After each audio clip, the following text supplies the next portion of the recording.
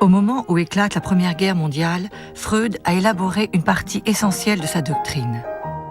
Combattant le nihilisme thérapeutique de la fin du siècle, il a montré le rôle majeur de la sexualité dans la genèse des névroses. Devenu un savant reconnu, il s'est brouillé avec ses amis de la première heure, Joseph Breuer, Wilhelm Fliess, puis avec l'un de ses précieux partisans, Carl Gustav Jung. Entouré de ses disciples les plus fidèles, Sándor Ferenczi, Ernest Jones, Karl Abraham, il fonde en 1910 le mouvement psychanalytique international qui va conquérir le monde.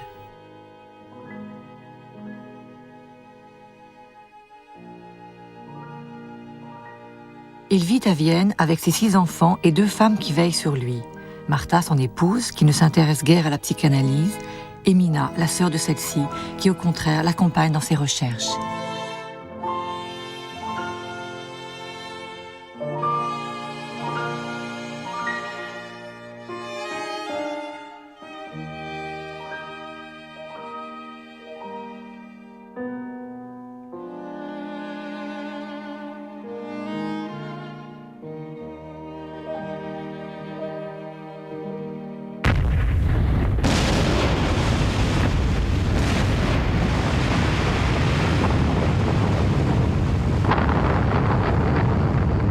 Au début du conflit, Freud est pris d'un accès de patriotisme de courte durée. Il vit cette guerre comme une épreuve interminable, une violente et irrémédiable cassure. Il s'inquiète pour ses fils envoyés au front.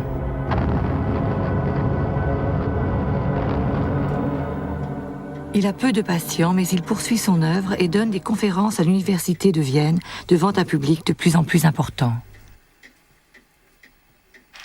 La guerre relance le débat sur l'origine traumatique des maladies nerveuses.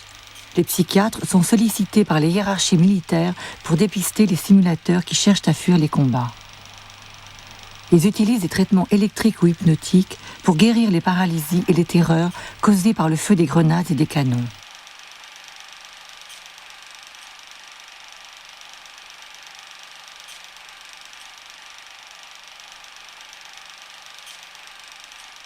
Les soldats traumatisés sont souvent remis sur pied en une semaine, comme ce soldat anglais, pour être renvoyé au front et parfois à la mort.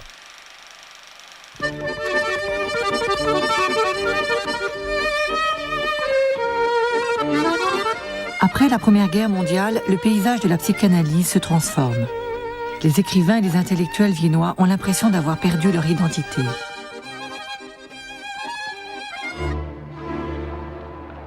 Les conditions de vie après la guerre sont terribles.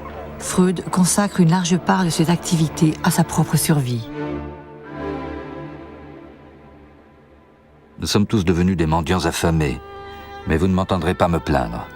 Je suis un homme debout et je ne me tiens en rien responsable des folies du monde. La défaite des empires centraux annonce l'insurrection hongroise.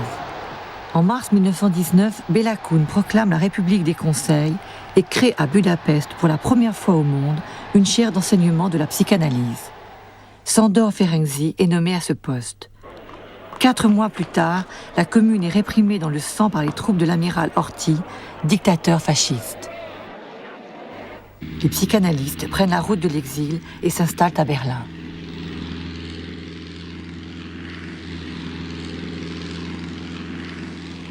Durant les premières années de la République de Weimar, Berlin, où existe déjà une forte tradition psychiatrique, devient un laboratoire pour l'essor de la psychanalyse. La capitale allemande accueille l'avant-garde du mouvement psychanalytique mondial.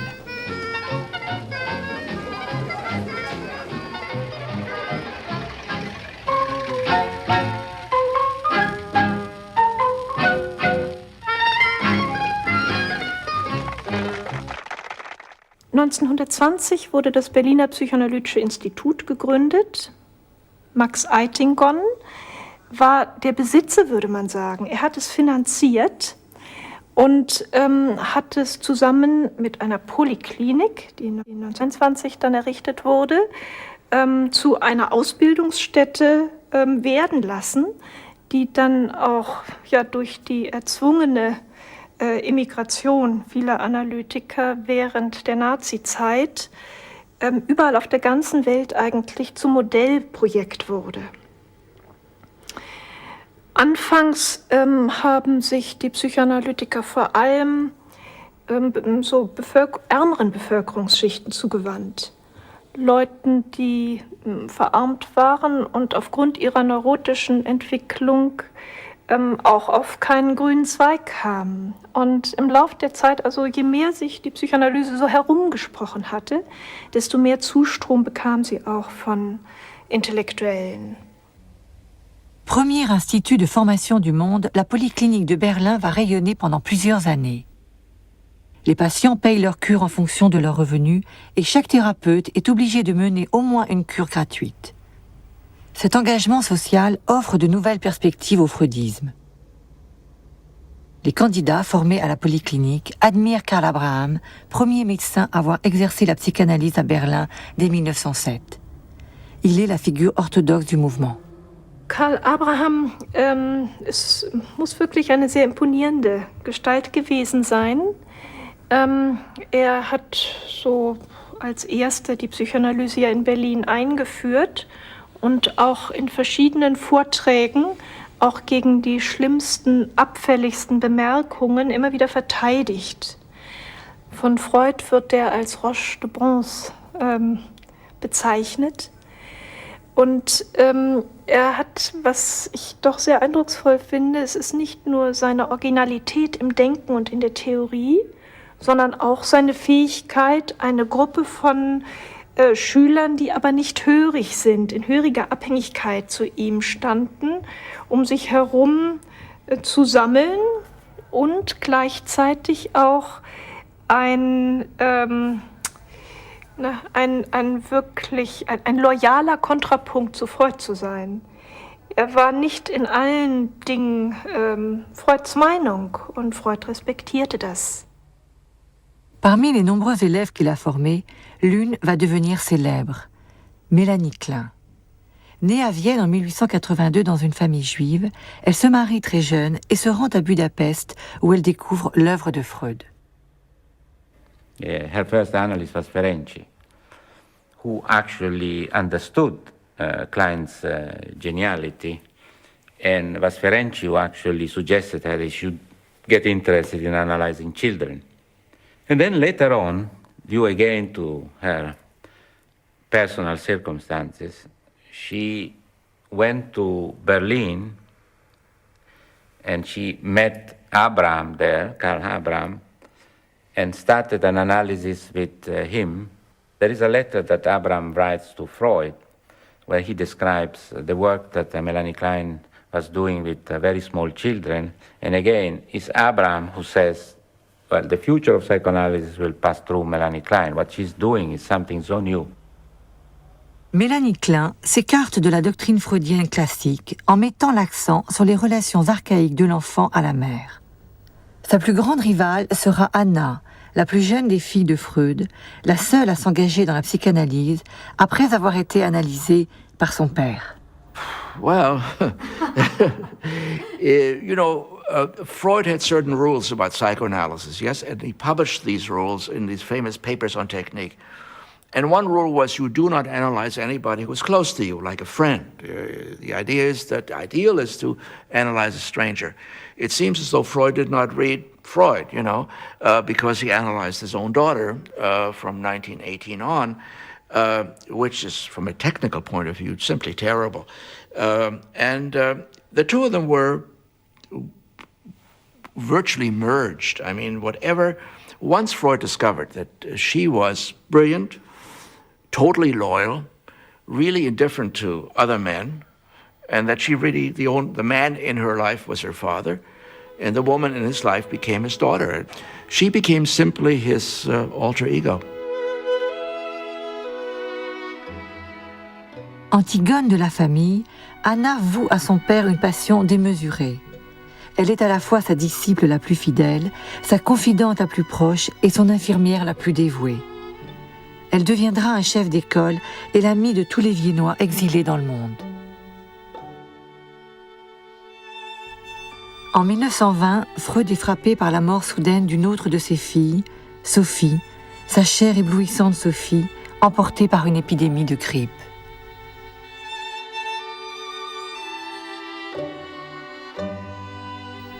Toute vie tend vers la mort. Freud développe un nouveau dualisme, la pulsion de vie et la pulsion de mort. Ces deux forces élémentaires s'affrontent pour l'éternité. Son livre, Au-delà du principe de plaisir, reprend le thème de la mort et annonce le remaniement de sa conception de l'appareil psychique. And then 3 years later, he goes on to develop the idea that the mind is divided not only by the drives, life against death, sexuality against aggression, but also almost, if you wish, a geographic division, which you can't quite find, as it were. He draws a little diagram. But the id, which is essentially inaccessible directly. It's as it were, so deeply buried that the only way in which you can get at it is indirectly, by mistakes, by dreams, by symptoms, and so on, which show something bubbling up inside. The ego, which is the id, of course, is totally unconscious. The ego, which is partly unconscious, partly conscious, and the superego, which is also partly conscious, partly unconscious. Now, the superego can be called simply, if you want, the conscience, although it's a little more complicated than that, but it has some similarities. And the ego is, in a way, the part of the mind which deals with mastery of the world. It's in relation to outside forces. It acts on them. It receives them. It reinterprets them. It organizes the mind. But it is also partly unconscious. So it's not simply what we might call reasonable thinking, although that's part of it.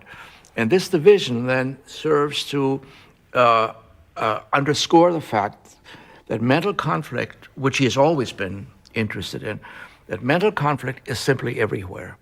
Because these three agencies, let's say, the id, ego, superego, are very rarely completely at peace with each other. And what you can get is a kind of suspension of hostilities, a truce. But much of the time, let us say, the superego will attack you. It is mostly, if not always, but mostly negative, punitive, is itself a source of feelings of guilt and so on. Now, this is actually, it turned out, I think, that this idea, plus the idea of the two fundamental forces, which are in opposition to one another, turned out to explain much more about mental operations than before. So in that sense, it's a real gain in clarity. Ces nouvelles théories ne sont pas facilement acceptées par les disciples, mais les candidats qui veulent se faire analyser par Freud pour devenir psychanalystes sont de plus en plus nombreux. La plupart d'entre eux viennent des États-Unis et cherchent à saisir le sens de la pratique analytique à travers une cure personnelle. Les Américains, à partir des années 1910 et jusqu'en 1925, s'enthousiasment pour la psychanalyse, parce que pour eux, c'est une thérapie du bonheur. Ils sont à leur façon très créatifs, les Américains. Il ne faut pas faire de l'anti-américanisme primaire, comme Freud l'a fait. Freud a dit « la psychanalyse va aux Américains comme une chemise blanche à un corbeau », je crois, c'est sa phrase. Donc il les détestait. Il les détestait, on comprend pourquoi. Parce que quand ils ont commencé à venir se faire analyser à Vienne, en 1919, 1920 et jusqu'en 1930, pour cet esprit complexe, viennois, européen, qu'était Freud, habité par la mort, habité par des paysages, quoi qu'il en dise, je ne sais pas, de l'esthétisme de la Renaissance, de toute la culture classique. Eh bien, qu'est-ce qu'ils voyaient arriver? Des puritains qui avaient envie que les gens soient heureux. Rien n'est plus étranger à Freud que ce genre d'histoire. Freud cherche à disséquer l'âme humaine. Il est l'héritier du romantisme d'un côté. Et quand il est clinicien, il cherche à guérir, il ne cherche pas à adapter. C'est deux choses différentes. Il cherche à ce que quelqu'un comprenne ses symptômes, non pas aille mieux, se comprenne.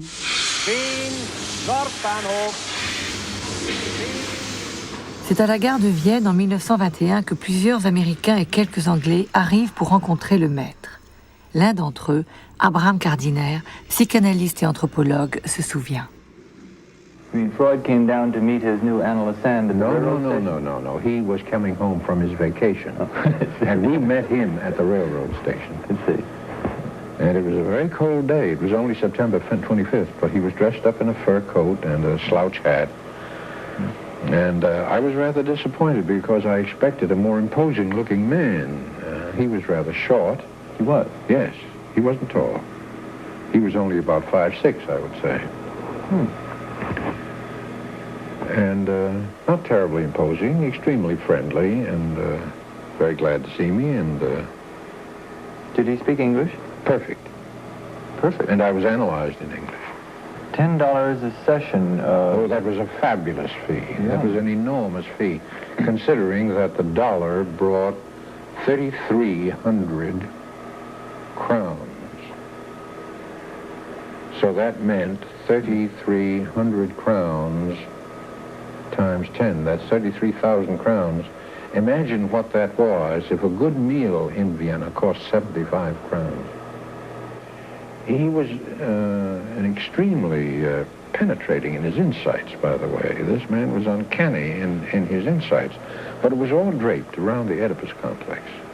He referred occasionally, he'd say, well, of course, this is an anal erotic thing and this is an oral erotic, but he wasn't systematic about it. Il est de nouveau frappé par un deuil. Son petit-fils préféré, Heinz, le fils de Sophie, meurt en 1923. Je supporte très mal cette perte. Je crois n'avoir jamais éprouvé un tel chagrin. Tout m'est devenu indifférent. Cette même année, son médecin détecte une tumeur cancéreuse à la mâchoire. Pendant quelque temps, il cache la vérité à Freud. Ernest Jones, son biographe et ami, fut le témoin des souffrances qu'il a endurées. It went on for 16 years. He had 23 operations in that time, major operations, with all sorts of things being done in between in the way of radium or X-rays or diathermy or different things to torture him, you may say, and manufacturing complicated dentures. Well, he was really never free of discomfort and mostly of pain. 16 years, which he bore with exemplary fortitude, resignation, quietness. Only once in all that time ever heard him complaining.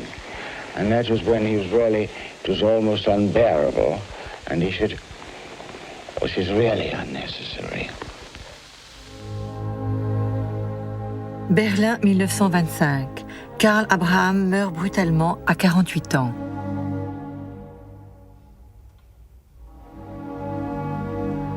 Cette mort prématurée est ressentie comme un véritable désastre par les pionniers du freudisme. Berlin a perdu un maître et ceux qui l'a formé sont désorientés. Mélanie Klein quitte l'Allemagne et se rend à Londres à l'invitation d'Ernest Jones pour y donner une série de conférences sur son approche analytique. Elle est la première à analyser de très jeunes enfants pour essayer de comprendre l'origine des psychoses. Ces théories emportent l'adhésion des praticiens anglais. Her own ideas were practically that there was an original, although very primitive, relationship between the baby and its own environment, first of all with the mother, but as she called it, as a partial object, as a breast, as a piece of her body and so on, which gradually developed and became then more and more coherent. But what she was claiming is that according to her, the idea of a primary narcissism, i.e. a non-relationship between the baby and the mother, was something that she could not accept. That since the beginning of the life, there was some sort of awareness in the baby of the existence of somebody outside him that was not him. Fraction of seconds sometime, then the baby got back to his delusion or illusion that he was fused with the with the breast of the mother. But according to Melanie Klein, this is a fundamental structural characteristic of our life. It's a very, in some way, tragic vision.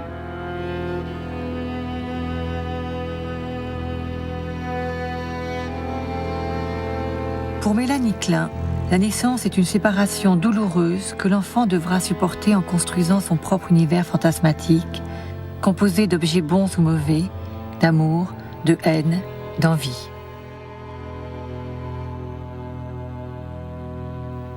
Elle est la première à développer une technique de jeu qui lui permet d'accéder à l'inconscient des enfants de 2 à 3 ans. En observant la manière qu'a l'enfant de jouer, elle déchiffre ses fantasmes et tente de saisir l'origine des psychoses infantiles. À mesure qu'elle élabore son système, elle en vient à situer le complexe d'Oedipe dès la première année et non vers 2 ou 3 ans comme l'avait supposé Freud. If one wants to have an idea in visual terms or in cultural terms of what Melanie Klein was trying to describe with her notions of unconscious fantasies, one could maybe use some experience related to contemporary art in general. One could be really Max Ernst. Think of the forests of Max Ernst. When you get nearer and what you see, these monsters.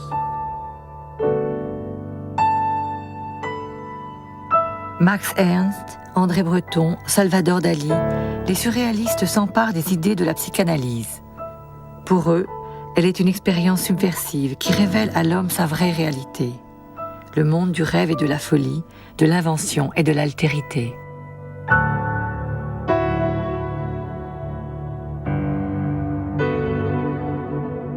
Freud a été, je crois, très effrayé lorsqu'il a rencontré Breton, Salvador Dali encore plus. Pour lui, manifestement, c'était des énergumènes qui utilisaient sa théorie sans l'avoir bien comprise et qui étaient plus du côté de la bouffonnerie ou de la dérision que du côté d'une démarche littéraire ou artistique valide. Encore une fois, Freud est quelqu'un qui reste fidèle à une esthétique très classique et, si je puis dire, goethéenne, d'ordre et de clarté et de lucidité. C'est un homme des Lumières. Donc la déraison surréaliste mise en œuvre lui paraît une aberration totale.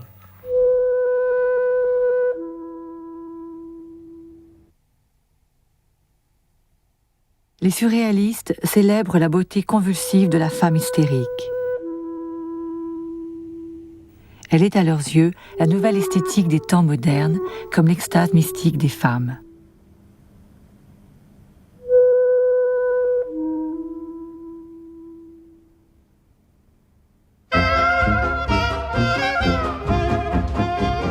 Le Paris des années 20 a changé de visage. Les rues sont pleines de bruit, les cafés regorgent de lumière. C'est le début des années folles.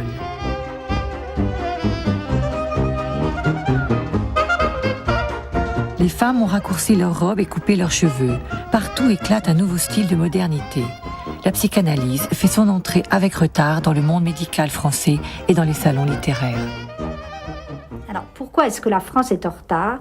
Pour beaucoup de raisons qui tiennent en effet à la caractéristique du savoir français. D'abord, il y a eu Pierre Janet, c'est-à-dire il y a eu donc un Freud français qui s'appelait Pierre Janet, qui était un psychologue, un des fondateurs de la psychologie clinique, de la même génération que Freud, et qui a élaboré lui aussi une théorie de l'inconscient psychologique, et qui avait au fond une célébrité presque aussi grande que Freud, et qui développait une théorie complètement aujourd'hui caduque, mais qui a rayonné pendant très longtemps. Il s'occupait aussi de malades hystériques. Et donc il y a une tradition déjà implantée. Il y a en outre quelque chose vraiment de très fort. C'est le pays probablement le plus germanophobe pour des tas de raisons. Deux guerres avec l'Allemagne. Donc toute théorie qui arrive d'Allemagne est considérée comme une théorie Bosch en France. Donc ça fait obstacle. Malgré ces résistances, 2 groupes voient le jour en 1925 et 1926. La Société psychanalytique de Paris et l'Évolution psychiatrique. Leurs fondateurs sont plus les héros d'une aventure que les théoriciens d'une doctrine. René Alendi, Eugénie Sokolnika, Henri Codet, Sophie Morgenstern, Adrien Borel, Rudolf Loewenstein, René Laforgue, Marie Bonaparte, Georges Parcheminet, Paul Schiff et Édouard Pichon. En France, Pichon est un personnage fascinant. À l'origine, c'est un grammairien, membre de l'Action française et admirateur de Maurras. Donc, rien ne prédisposait cet homme à s'intéresser à la psychanalyse. Il faisait même partie de ceux qui étaient les adversaires de la psychanalyse. Or, c'est un de ces personnages, comme moi je les aime bien, c'est un personnage paradoxal, qui va s'intéresser quand même à Freud au prix d'une distorsion personnelle extraordinaire. Pourquoi ? Parce que Pichon, c'est la grammaire d'Amourette et Pichon que nous avons tous étudié dans notre enfance sans le savoir. C'est par l'intérêt qu'il porte à la langue et donc au concept et à l'idée que la langue façonne le sujet, qu'il va s'intéresser à Freud. Il veut fabriquer un mélange de grammaire freudienne et de psychanalyse française. Et il va essayer de théoriser, de donner un contenu intelligent à cette psychanalyse à la française. Alors bien entendu, je ne sais pas comment dire, pour Freud, tout ça est des aberrations françaises. Pichon, ça n'existe pas pour Freud. Deuxième personnage, beaucoup plus complexe, c'est René Laforgue, qui est né en Alsace, et en Alsace allemande. Donc lui a une très longue correspondance avec Freud, c'est un psychiatre, spécialiste des psychoses, et c'est lui le fondateur du mouvement psychanalytique français. C'est lui qui envoie Marie Bonaparte à Freud. Arrière-petite-nièce de l'empereur et richissime princesse de Grèce, Marie Bonaparte est obsédée par ses problèmes sexuels et dévorée par l'ennui de sa condition d'altesse royale. En 1925, elle fait la connaissance de Freud. Son analyse avec lui fera d'elle une autre femme. Freud écrira à René Laforgue. La princesse fait une très belle analyse, c'est une femme remarquable, homme pour plus de la moitié.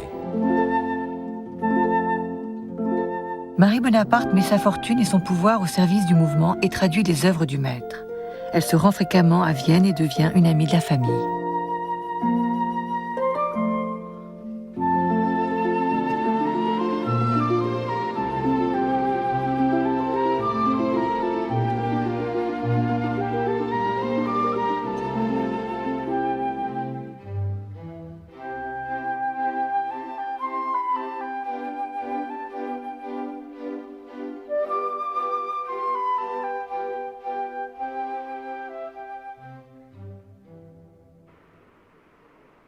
Vienne, 1929. Freud écrit « Malaise dans la culture ». Symbole du pessimisme freudien, le livre est l'expression de la haine et de l'agressivité qui frappent l'époque.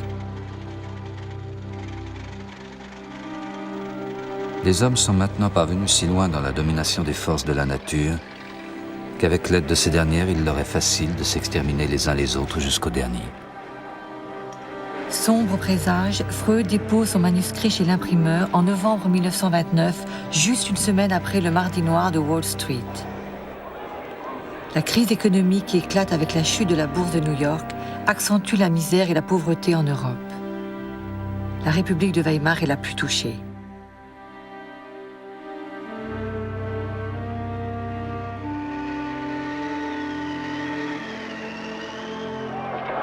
En Allemagne, les incidents se multiplient, créant un climat de peur et d'insécurité qui profite au national-socialisme. En janvier 1933, Hitler est élu chancelier. La peste brune s'abat sur un monde qui n'a connu que peu d'années de paix. Ma langue est l'allemand, ma culture, mon œuvre sont allemandes. Je me suis considéré comme un intellectuel de culture allemande jusqu'à ce que j'ai remarqué la croissance d'un préjugé antisémite en Allemagne et en Autriche allemande. Depuis, je préfère me dire juif. Freud a toujours défini son judaïsme ou sa judéité sans définition. C'est comme les théologiens du Moyen Âge qui ont essayé à définir Dieu par ce qu'on appelle via negationis. On ne peut pas dire ce que c'est Dieu, mais on peut dire ce que Dieu n'est pas. Alors il dit, de temps en temps, je ne suis pas juif par religion. Je ne suis pas juif par nationalisme. Je ne suis pas. Et après tout ça, par exemple dans ce préface, il dit, vous avez le droit de me demander, sans toutes ces choses, comment vous trouvez que vous êtes juif? Qu'est-ce que ça veut dire? Et sa réponse essentielle, c'est « Je ne peux pas mettre cette chose dans des mots. Peut-être un jour, la science comprendra, mais c'est une question des émotions très, très profondes, de solidarité avec mon peuple, solidarité et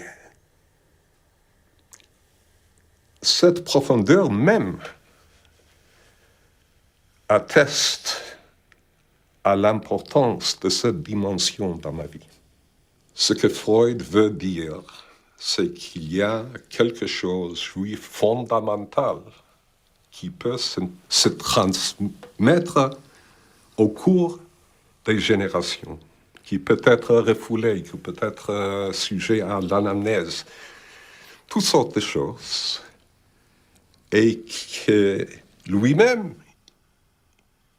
il est héritier de cet héritage inconscient. Et pour ça, pas seulement qu'il ne veut pas se débarrasser de sa judéité, il ne peut pas. In Berlin, wie in anderen Universitätsstädten Deutschlands, wurden undeutsche und unsittliche Bücher von den Studenten eingesammelt und öffentlich verbrannt. Plus de 20 000 livres sont jetés aux flammes. Les étudiants nazis lancent leurs anathèmes. Contre l'exaltation des instincts corrupteurs d'âme, nous livrons aux flammes les écrits de Sigmund Freud. Quel progrès nous faisons. Au Moyen-Âge, on m'aurait brûlé. Aujourd'hui, on se contente de brûler mes livres. Avec ses lois raciales, le nazisme modifie violemment le paysage de la psychanalyse en Allemagne. Das Trennende waren ja dann die nationalsozialistische Rassengesetzgebung und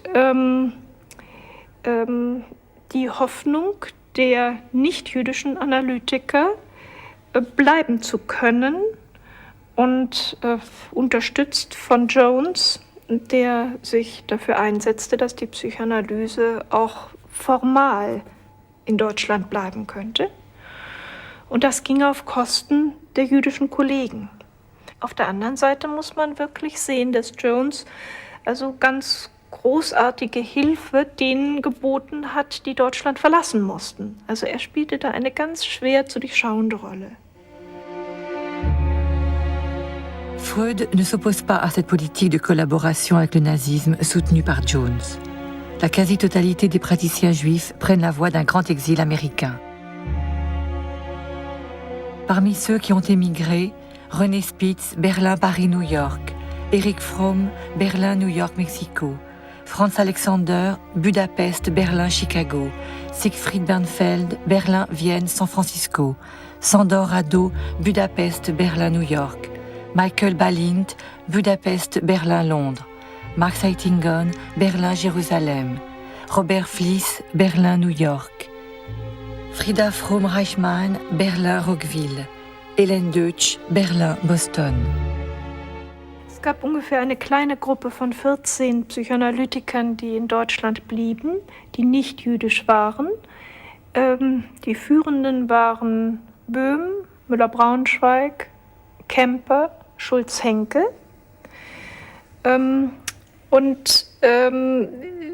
Ich möchte mal sagen, gemessen an den emigrierenden jüdischen Psychoanalytikern waren sie wirklich unbedeutend von dem, was sie geschrieben haben, von ihren geistigen Produkten her gesehen.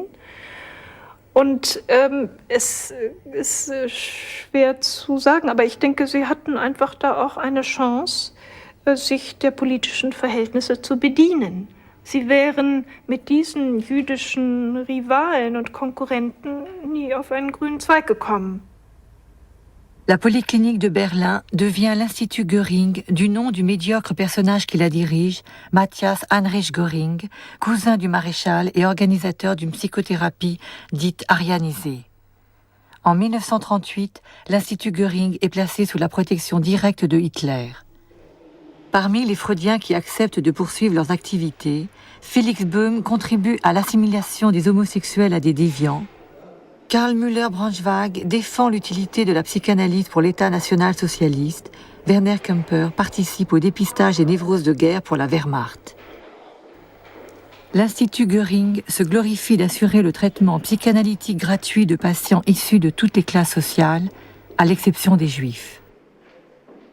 Die Terminologie der Psychoanalyse wurde verboten. Man durfte nicht von Ödipus, von Libido sprechen. Es gab eine strenge Sprachregelung. Also von daher muss man dann wirklich fragen, was ist denn nun noch psychoanalytisch an der erhaltenen Psychoanalyse? Ist denn da noch was psychoanalytisch genannt werden kann?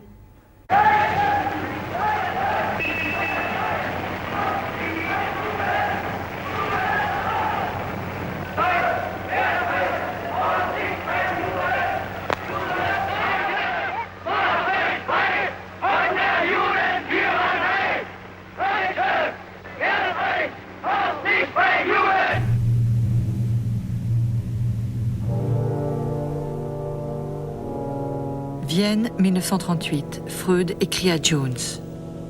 La situation politique semble devenir toujours plus sombre. Il n'y a probablement pas moyen d'endiguer l'invasion nazie et son cortège de malheurs pour la psychanalyse, comme pour le reste. Le 11 mars 1938, les troupes allemandes envahissent l'Autriche. La violence antisémite se déchaîne. Le règne de la terreur s'installe, un mélange de purges ordonnées par l'envahisseur et un déchaînement de terrorisme spontané dans la population locale. On traque les sociaux-démocrates et on chasse cruellement les juifs. Certains Autrichiens montrent autant de férocité que leurs maîtres nazis.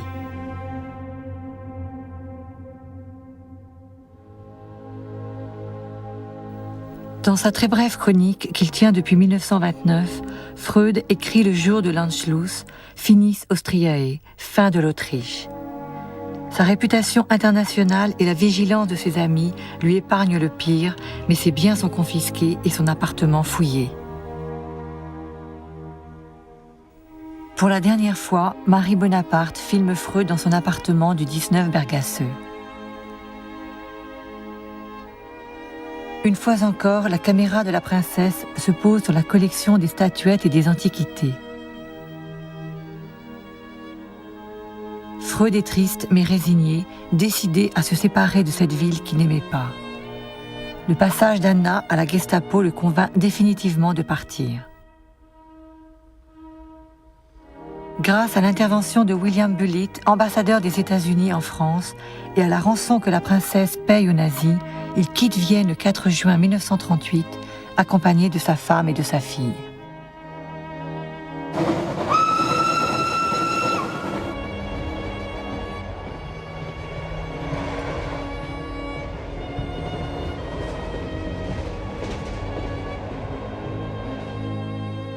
Ces 4 sœurs disparaîtront dans les ténèbres de la solution finale. Dolphy et Mitzi à Theresienstadt, Paula Amalie Trostinek, Rosa à Treblinka.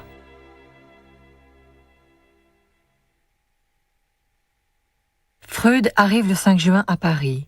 Il passe sa journée dans les jardins de l'hôtel particulier où Marie Bonaparte a réuni des amis. Ce jour-là, Yvette Guilbert a chanté pour lui. J'ai verts yeux et fins sourcils, le chef blond, le nez très tisse, menton blanche gorgette. Dites, dites-moi, suis-je belle? Et dites-moi, suis-je belle, moi?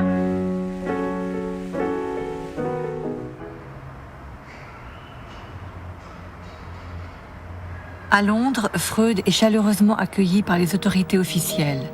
Quelque temps après, il emménage avec sa famille au 20 Maresfield Garden. Il y passera la dernière année de sa vie.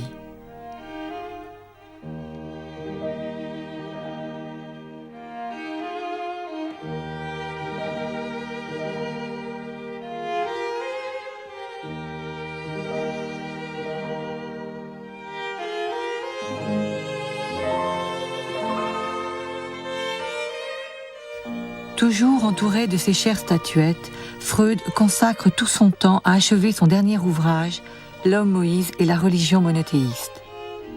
Depuis longtemps, il est obsédé par la figure du prophète qui a sorti les Hébreux de la léthargie en leur imposant des lois, en leur indiquant la terre promise et en leur enseignant une nouvelle spiritualité. Freud se demande une fois de plus comment le juif est devenu juif et pourquoi il s'est attiré une haine éternelle. Ne pouvant plus se déplacer à cause de son cancer, il demande à sa fille Anna de lire quelques passages du livre lors du congrès de psychanalyse qui se tient à Paris en juillet 1938, où sont rassemblés une dernière fois avant le grand exil tous les psychanalystes européens. Et ce passage, ou un des passages, raconte l'histoire traditionnelle juive du rabbin Yochanan ben Zakkai, qui vivait au temps de la destruction du Second Temple et de la dispersion des Juifs et vivait toute la catastrophe. Mais Yochanan ben Zakkai, dans le Talmud, ne perd pas l'espoir, au contraire. Selon l'histoire traditionnelle, il demande la petite ville de Yavne, en Israël, pour ériger une école. Et dans la tradition juive, et peut-être aussi dans la réalité, c'était cette activité. Sans temple, il y a l'école.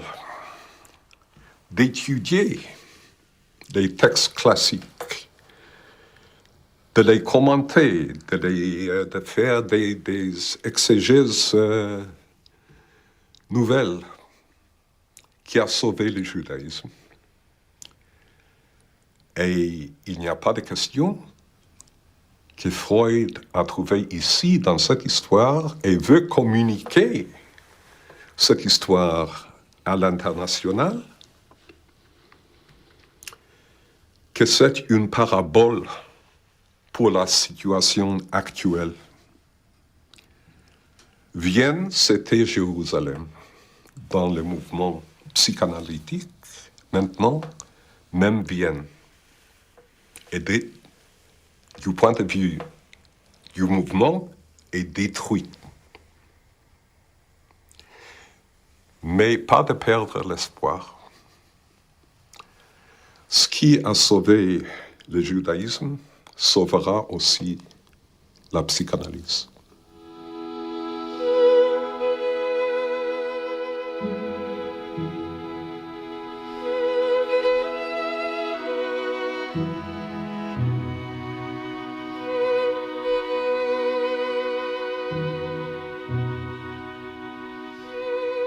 Le 21 septembre, Freud demande à son médecin de l'aider à mourir.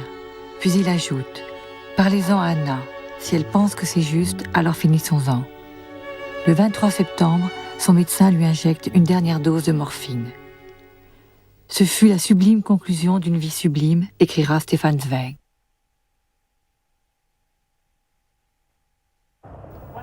L'arrivée des Viennois à Londres crée une situation complexe. Elle accentue la rivalité entre Anna Freud et Mélanie Klein à propos de l'analyse des jeunes enfants, mais elle conduit aussi à une confrontation entre des praticiens dont les techniques, les pratiques et les mœurs ne se ressemblent pas. On appelle grande controverse les discussions menées de 1940 à 1944 par les Freudiens de toutes tendances réunis au sein de l'école anglaise.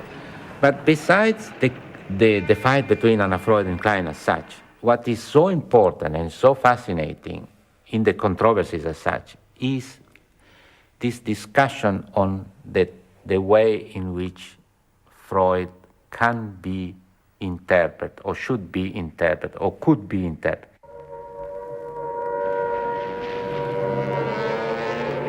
Alors que les bombes allemandes déchirent le ciel, les grandes controverses se poursuivent. Puisque la guerre doit donner naissance à un monde entièrement différent de celui qu'ils ont connu, les Anglais et les exilés viennois font éclater leurs divergences sur la pratique et la formation des analystes. À la fin de la guerre, cette bataille d'Angleterre s'achève par un accord entre les différents protagonistes. From the great controversies, you can see already the three groups coming out. From one side, the Kleinians were allowed to go on with their own point of view. From another side, the Anna Freudians were allowed to stay in the society, although immediately after the war, Anna Freud created the Hampstead Clinics, in some way her own group, a bit outside of the society. But nevertheless, a lot of the Freudians worked inside the society. They trained people, and later on, they created what today is called the neo-Freudian, the contemporary Freudian group. In between them, the indigenous group started to become more visible. Analysé par James Strachey, formé par Mélanie Klein, Donald Woods Winnicott devient la figure de proue du groupe des indépendants. Pédiatre, il s'intéresse essentiellement à l'environnement de l'enfant, à la manière dont s'effectue la transition entre le monde du fantasme et le monde de la réalité. En 1945, Marie Bonaparte reprend ses activités à la Société psychanalytique de Paris. Tyrannique et tournée vers le passé, elle n'occupe plus la même position face à l'émergence d'une nouvelle génération. La France va être très forte à partir de 1945 face à l'école anglaise, parce que toute l'Europe continentale est vidée des sociétés analytiques.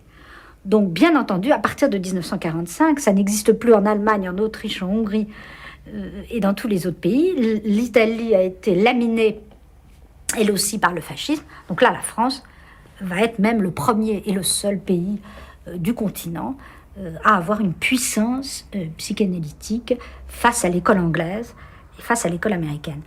Et c'est ce qui explique qu'elle va conquérir une partie du monde latino-américain. Donc la puissance française, c'est 1945.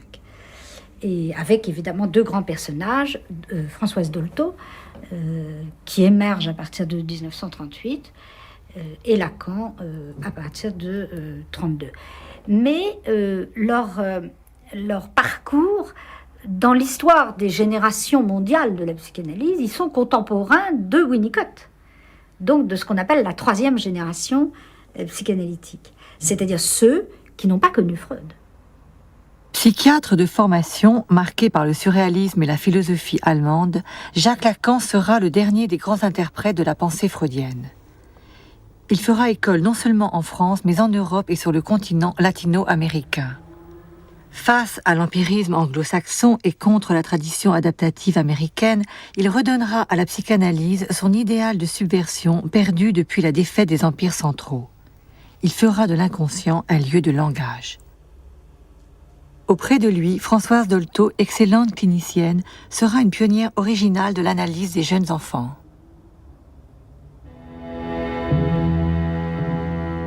Berlin 1945. L'Institut Göring est réduit en cendres. En Allemagne, le mouvement psychanalytique ne parvient pas à se reconstruire avec la même puissance qu'autrefois, d'autant que les héritiers de Freud cherchent à masquer leur passé de collaboration.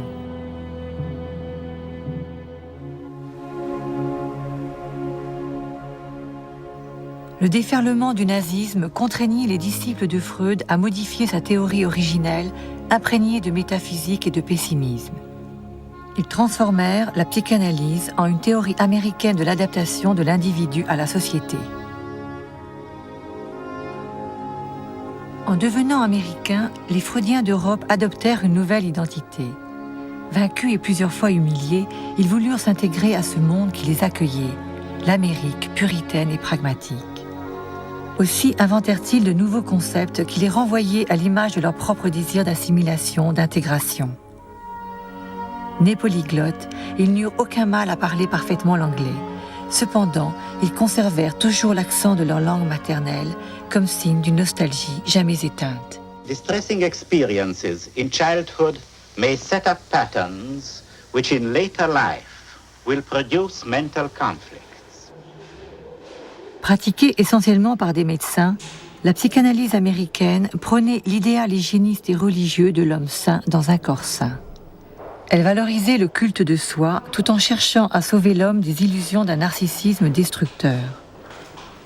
Elle voulut éradiquer la folie, la déviance, la marginalité, la névrose quotidienne, au prix de se convertir en une thérapie du bonheur individuel au service de la libre entreprise.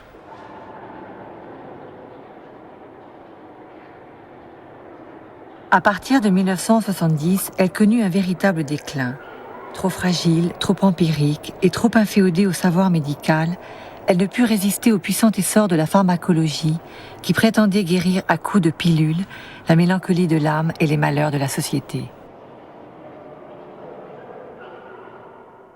The last book that he ever wrote, the outline of psychoanalysis, which he didn't finish, lived to finish, in the outline of psychoanalysis, Freud writes, and most people have never gotten to this point, that the time may come, he said, when the psychoanalytic therapy, the couch and all that, will be supplanted by something else.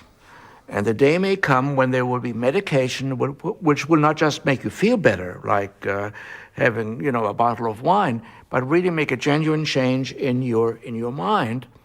And this may come. And when it comes, then perhaps psychoanalysis, which is expensive and slow and lasts long, will be supplanted by this new technique.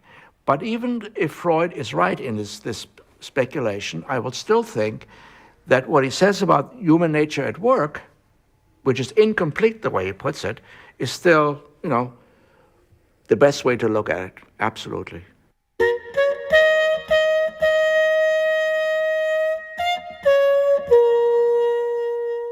Aujourd'hui, la psychanalyse a perdu ses maîtres et ses disciples de la période héroïque, mais elle s'est implantée dans tous les pays démocratiques de la planète. Née de la philosophie des Lumières, du romantisme et de la contestation du nihilisme thérapeutique, elle a su se mettre à l'écoute du malaise collectif et de la souffrance individuelle. Et pourtant, elle est toujours en butte à de nouvelles attaques. Contestée par les adeptes d'un retour aux formes primitives de psychothérapie, d'hypnose ou de magie, et par les tenants d'une explication purement mécanique du corps et de l'esprit, elle a cependant été adoptée par plus de 25 000 praticiens dans le monde et par des milliers de patients. C'est à eux, à ces praticiens anonymes et à leurs patients que ce film est dédié, car c'est eux qui réinventent au jour le jour le grand souffle de l'utopie freudienne.